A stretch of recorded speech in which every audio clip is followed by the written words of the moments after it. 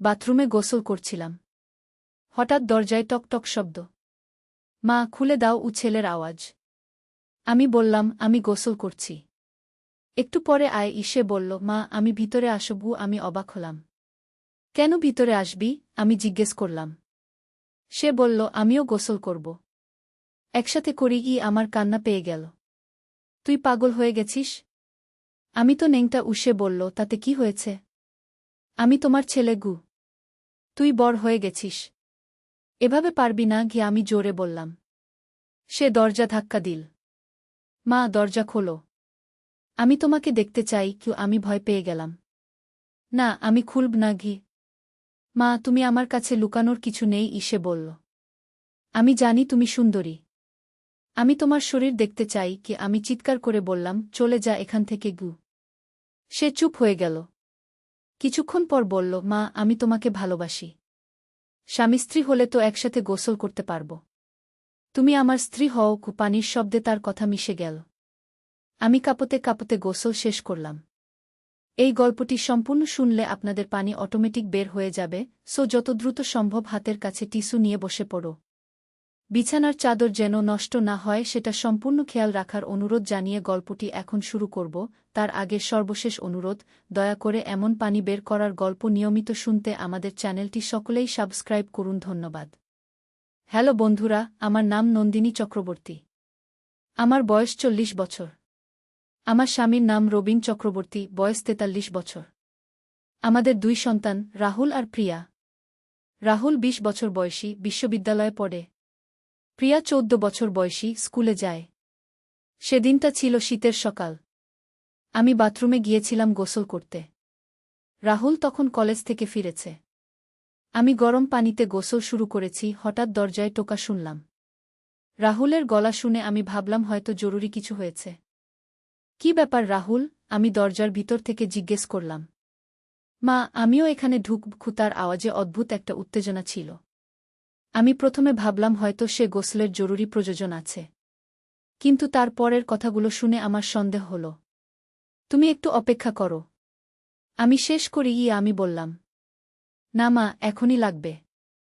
আমি তোমাকে দেখতে চাই। তুমি কতটা সুন্দর হয়েছ গু। আমার মাথায় বজ্রপাত হল। এ তো আমার ছেলে। সে কি বলছে? আমি কাঁপতে কাঁপতে বললাম, রাহুল, তুমি কি বলছ? তুমি আমার ছেলে। জানি মা, কিন্তু তুমি আমার প্রিয়তম নারী। আমি তোমার শরীর স্পর্শ করতে চাই। আমার চোখে অন্ধকার দেখতে লাগল। এ কি হচ্ছে আমার সাথে? আমার নিজের ছেলে আমার সাথে এমন কথা বলছে।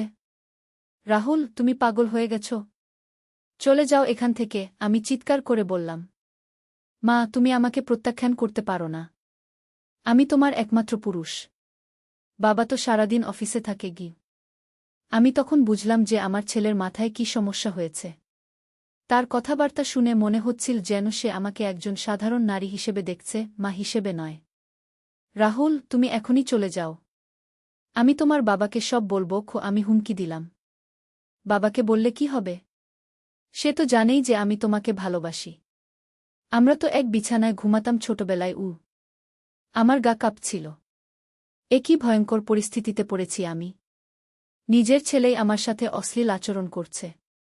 রাহুল, তুমি যদি এখান থেকে না যাও, আমি পুলিশ ডাকব। পুলিশ ডেকো। তাদের বলো যে তোমার ছেলে তোমাকে ভালোবাসে। তারা হাসবে। আমি আর পারছিলাম না। চোখের পানি গড়িয়ে পড়ছিল। আমার নিজের ছেলে আমার সাথে এমন আচরণ করছে যা একজন মায়ের সাথে কখনো করা উচিত নয়। হঠাৎ করে দরজার বাইরে আরেকটা আওয়াজ শুনতে পেলাম। এটা ছিল প্রিয়ার আওয়াজ। দাদা, তুমি কি করছো এখানে? মা গোসল করছে। তুই চলে যা। আমার মায়ের সাথে কথা আছে। রাহুল রেগে গিয়ে বলল। দাদা, তুমি অদ্ভুত আচরণ করছো। মা, দরজা খুলো। দাদা তোমাকে বিরক্ত করছে। প্রিয়ার আওয়াজ শুনে আমি কিছুটা সাহস পেলাম। আমি জোরে বললাম, প্রিয়া, তুমি তোমার বাবাকে ফোন করো। এখনই। কেন মা? কি হয়েছে? তোমার দাদা আজকাল অদ্ভুত আচরণ করছে। তাকে ডাক্তার দেখাতে হবে। এই কথা শুনে রাহুল হঠাৎ করে চুপ হয়ে গেল। কিছুক্ষণ পর সে বলল, মা, আমার মাথায় কিছু একটা সমস্যা হচ্ছে। আমি নিজেকে কন্ট্রোল করতে পারছি না গিয়ে। আমি তখন বুঝলাম যে আমার ছেলে সত্যিই অসুস্থ। তার মানসিক কোনো সমস্যা হয়েছে। আমি দরজা খুলে তাকে জড়িয়ে ধরলাম। রাহুল, তুমি অসুস্থ। আমরা তোমাকে ডাক্তার দেখাবো। রাহুল কাঁদতে কাঁদতে বলল, মা, আমি জানি না কি হচ্ছে আমার। আমার মাথায় অদ্ভুত চিন্তা আসে।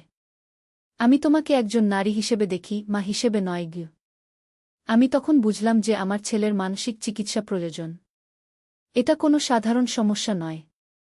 রবিন অফিস থেকে ফিরে এসে সব শুনল। সে রাহুলকে একজন মনোরোগ বিশেষজ্ঞের কাছে নিয়ে গেল। ডাক্তার বলল যে রাহুলের অ্যাডোলেসেন্ট সাইকোসিস হয়েছে। এটা একটা মানসিক রোগ যেখানে রোগী বাস্তব আর কল্পনার মধ্যে পার্থক্য বুঝতে পারে না।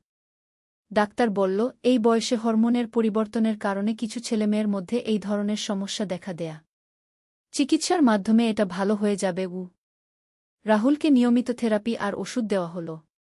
কয়েক মাসের চিকিৎসার পর সে স্বাভাবিক হয়ে গেল। সে আমার কাছে ক্ষমা চেয়ে বলল, মা, আমি জানি না কি হয়েছিল আমার। আমি তোমার সাথে যা করেছি সেটা খুবই লজ্জাজনক।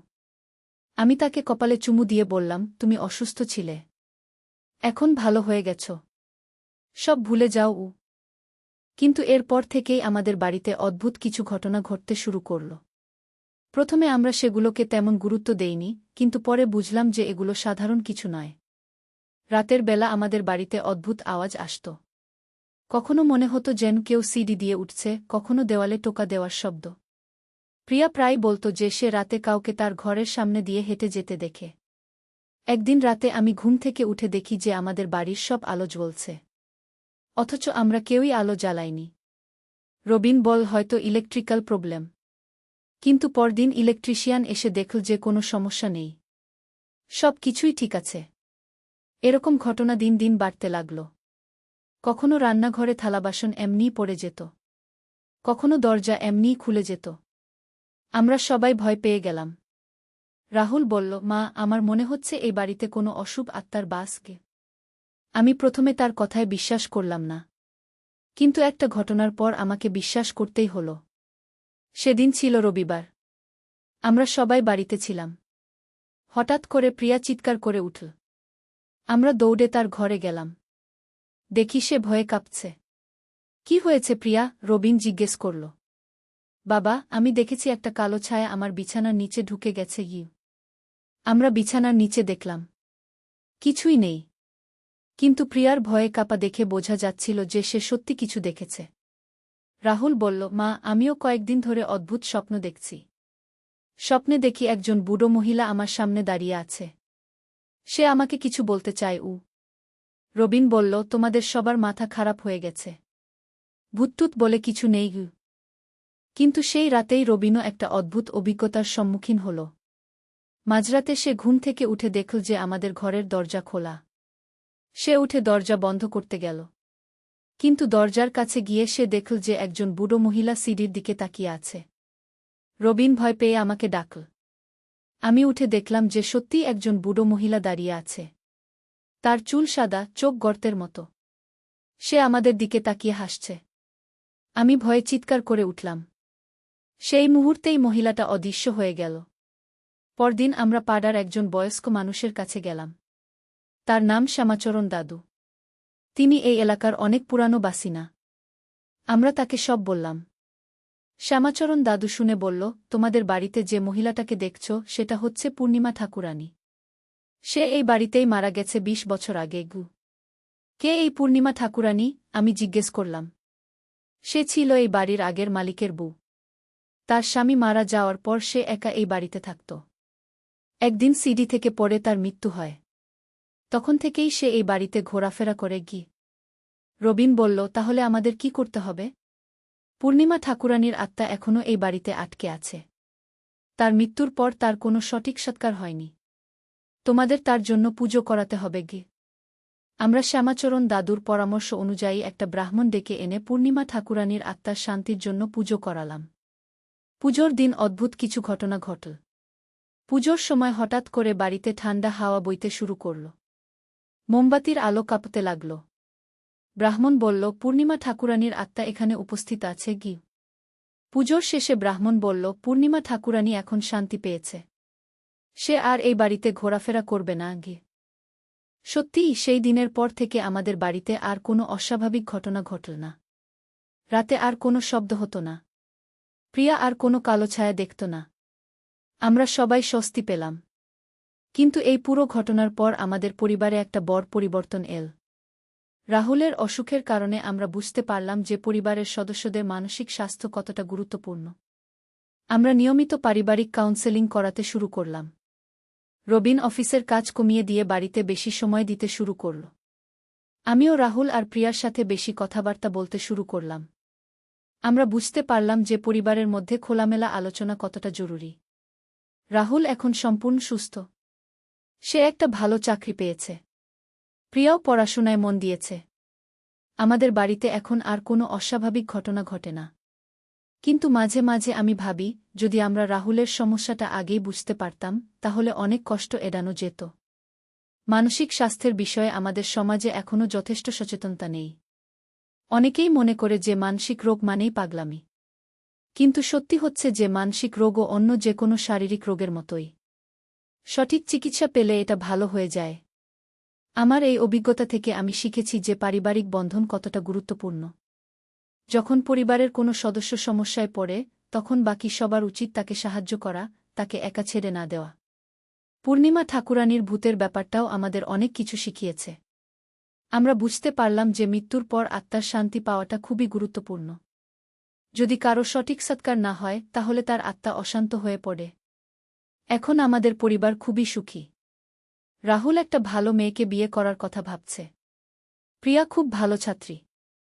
রবিন আর আমি আমাদের সন্তানদের নিয়ে গর্বিত। এই পুরো ঘটনার পর আমি বুঝেছি যে জীবনে যত বড় সমস্যাই আসুক, পরিবারের ভালোবাসা আর সাহায্যের সব কিছু কাটিয়ে ওঠা সম্ভব। আমরা যদি একসাথে থাকি, তাহলে কোনো সমস্যাই আমাদের হারাতে পারবে না। মাঝে মাঝে আমি সেই দিনগুলোর কথা ভাবি যখন আমাদের বাড়িতে এত সমস্যা ছিল। কিন্তু এখন সব কিছু ঠিক হয়ে গেছে। আমাদের বাড়িতে এখন শুধু খুশি আর হাসির আওয়াজ শোনা যায়। রাহুলের ডাক্তার বলেছিল যে স্ট্রেস আর পারিবারিক চাপের কারণে অনেক সময় তরুণদের মধ্যে এই ধরনের মানসিক সমস্যা দেখা দেয়া। আমাদের সমাজে ছেলে মেয়েদের উপর পড়াশোনা আর ক্যারিয়ার নিয়ে এত চাপ থাকে যে তারা মানসিকভাবে অসুস্থ হয়ে পড়ে। এই ঘটনার পর আমরা প্রিয়ার উপরও খেয়াল রাখতে শুরু করলাম, যাতে তার মধ্যেও কোনো মানসিক সমস্যা দেখা না দেয়। আমরা তাকে নিয়মিত মনোবিদের কাছে নিয়ে যেতাম চেকআপের জন্য। একদিন প্রিয়া আমাকে বলল, মা, দাদার যেই সমস্যা হয়েছিল, আমার তো হবে না তো? আমি তাকে কোলে নিয়ে বললাম, না বাবা, তুমি সুস্থ আছো। তোমার কোনো সমস্যা হবে না। আর যদি কখনো কোনো সমস্যা হয়ও, আমরা তো আছি তোমার পাশে গু। প্রিয়ার এই প্রশ্ন থেকে আমি বুঝলাম যে পুরো ঘটনাটা তার উপরও প্রভাব ফেলেছে। তাই আমি তার সাথে আরও বেশি কথা বলতে শুরু করলাম। তার মনের কোনো দুঃখ বা চিন্তা যেন না থাকে সেদিকে খেয়াল রাখলাম।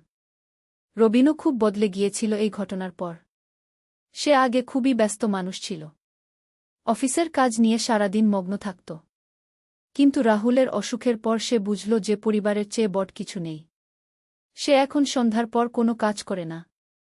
বাড়িতে এসে আমাদের সবার সাথে সময় কাটায়। আমাদের পারিবারিক কাউন্সেলরও খুব ভালো মানুষ ছিলেন। তিনি আমাদের বুঝিয়েছিলেন যে পরিবারে যোগাযোগের অভাব থেকেই অনেক সমস্যার সৃষ্টি হয়। আমরা যদি একে অপরের সাথে খোলামেলা কথা বলি, তাহলে অনেক সমস্যা এড়ানো যায়। রাহুল এখন একটা বড় কোম্পানিতে সফটওয়্যার ইঞ্জিনিয়ার হিসেবে কাজ করে। সে খুব মেধাবী ছেলে। তার অসুখের সময়ও সে পড়াশোনায় পিছিয়ে পড়েনি। ডাক্তার বলেছিলেন যে মানসিক রোগীরা যদি সঠিক চিকিৎসা পায়, তাহলে তারা স্বাভাবিক জীবনযাত্রা করতে পারে। একদিন রাহুল আমাকে বলল, মা, আমি একটা মেয়েকে পছন্দ করি। তার সাথে বিয়ে করতে চাই। আমি খুব খুশি হলাম। তাকে মেয়েটার সাথে পরিচয় করিয়ে দিতে বললাম। মেয়েটার নাম সুমিত্রা। সে একটা ব্যাংকে চাকরি করে। খুব ভালো পরিবারের মেয়ে। আমি সুমিত্রাকে রাহুলের অতীতের কথা বলেছিলাম। সে খুবই বুঝদার মেয়ে। সে বলল, আন্টি, মানসিক রোগ তো লজ্জার কিছু নয়। রাহুল এখন সুস্থ। আমি তাকে নিয়ে খুবই খুশি গু। তাদের বিয়ে হলো গত বছর। এখন তারা খুব সুখে আছে। সুমিত্রা আমাদের পরিবারের একজন সদস্য হয়ে গেছে। প্রিয়াও এখন উচ্চমাধ্যমিক পড়ছে। সে ডাক্তার হতে চায়। বলে, মা, আমি মানসিক রোগের ডাক্তার হব। দাদার মতো যারা অসুস্থ হয় তাদের চিকিৎসা করব গো। আমি প্রিয়ার এই সিদ্ধান্তে খুব গর্বিত। সে দাদার অসুখ থেকে শিক্ষা নিয়ে অন্যদের সাহায্য করার কথা ভাবছে। এই পুরো অভিজ্ঞতার পর আমি অনেক কিছু শিখেছি। আমি শিখেছি যে পরিবারের সদস্যদের মানসিক স্বাস্থ্যের দিকে খেয়াল রাখতে হবে। যদি কারো মধ্যে অস্বাভাবিক আচরণ দেখা যায় তাহলে সেটাকে গুরুত্ব দিতে হবে। আমি আরও শিখেছি যে ভূতপ্রেতের ব্যাপারগুলোও অবহেলা করা যায় না। পূর্ণিমা ঠাকুরানীর আত্মার ব্যাপারটা আমাদের চোখ খুলে দিয়েছে যে মৃত্যুর পর আত্মার শান্তি খুবই জরুরি। আমাদের বাড়িটা এখন খুবই শান্তিপূর্ণ। রাহুল আর সুমিত্রা এখানেই থাকে। প্রিয়া তার পড়াশোনা নিয়ে ব্যস্ত। রবিন আর আমি আমাদের নাতিনাতনির অপেক্ষায় আছি। মাঝে মাঝে আমি ভাবি জীবনে এত কিছু ঘটে যায়, কিন্তু সব কিছুর শেষে আমরা শিখি। আমাদের অভিজ্ঞতা আমাদের জ্ঞানী করে তোলে। রাহুলের অসুখের সময় আমি ভেবেছিলাম যে আমাদের পরিবার হয়তো ভেঙে যাবে, কিন্তু উল্টো দিকে আমরা আরও একসাথে হয়েছি। আমাদের বন্ধন আরও মজবুত হয়েছে। পূর্ণিমা ঠাকুরানীর ভূতের ব্যাপারটাও আমাদের অনেক কিছু শিখিয়েছে। আমরা জানতাম না যে আমাদের বাড়িতে এমন একজনের আত্মা রয়েছে যে শান্তি পায়নি। তার সৎকার করার পর আমাদের বাড়ি শান্তিপূর্ণ হয়েছে। এখন আমি অন্যদের সাথেও আমার অভিজ্ঞতা শেয়ার করি। যদি কোনো পরিবারে মানসিক রোগের সমস্যা দেখা দেয়, আমি তাদের সাহায্য করার চেষ্টা করি। আমি তাদের বলি যে এটা লজ্জার কিছু নয়, চিকিৎসার মাধ্যমে ভালো হয়। আর যদি কারো বাড়িতে অস্বাভাবিক ঘটনা ঘটে, আমি তাদের বলি যে এগুলো এমনি হয় না, কোনো না কোনো কারণ থাকে। সেই কারণ খুঁজে বের করে সমাধান করতে হয়। আমার এই গল্পের মূল শিক্ষা হচ্ছে যে পরিবার হচ্ছে জীবনের সবচেয়ে গুরুত্বপূর্ণ অংশ। পরিবারের সদস্যদের মধ্যে যদি ভালোবাসা আর বোঝাপড়া থাকে, তাহলে যে কোনো সমস্যার সমাধান করা যায়। রাহুল এখন সুখী। সুমিত্রার সাথে তার জীবন ভালো কাটছে। প্রিয়াও তার স্বপ্নের দিকে এগিয়ে চলেছে। রবিন আর আমি আমাদের সন্তানদের নিয়ে গর্বিত। এই পুরো যাত্রায় আমরা অনেক কিছু শিখেছি। জীবনে সমস্যা আসবেই, কিন্তু সেগুলো মোকাবেলা করার শক্তি আমাদের মধ্যে রয়েছে। শুধু দরকার একে অপরের পাশে থাকা। আজ যখন আমি এই গল্পটা বলছি, আমার মনে হচ্ছে যেন কতদিন আগের কথা। কিন্তু সেই অভিজ্ঞতাগুলো আমাদের জীবনে চিরতরে ছাপ রেখে গেছে। আমরা এখন আরও সচেতন, আরও যত্নশীল। প্রতিদিন সকালে ঘুম থেকে উঠে আমি আমার পরিবারের সবাইকে দেখি। তখন মনে হয় আমি কতই না ভাগ্যবান। আমার সবাই ভালো আছে, সুখে আছে। এই গল্পের শেষে আমি সবাইকে একটা কথা বলতে চাই। আপনাদের পরিবারের কোনো সদস্যের যদি কোনো সমস্যা হয়, তাহলে তাকে একা ছেড়ে দেবেন না। তার পাশে থাকুন, তাকে সাহায্য করুন। কারণ পরিবারের ভালোবাসাই জীবনের সবচেয়ে বড় শক্তি।